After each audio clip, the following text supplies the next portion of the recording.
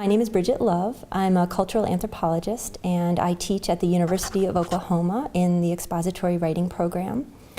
I am just finishing up a great year as a fellow at the Rachel Carson Center, where I've been writing a book based on a number of years of ethnographic fieldwork in rural Japan.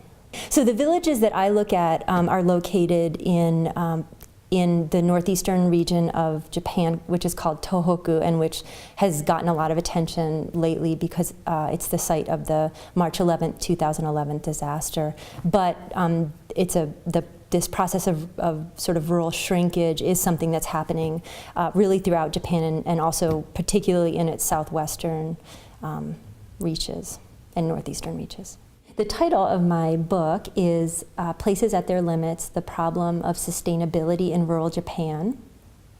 And it examines the hollowing and emptying out of Japan's rural countryside. And this is a process that began in post-war Japan with Japan's economic recovery, when young people began leaving the country for the city, and particularly migrating to Japan's center, Tokyo. And meanwhile, Japan's population overall has aged very rapidly. Its birth rates have fallen, and these trends are really exaggerated in the countryside, where you have regions that really have aged and depopulated to the point of collapse.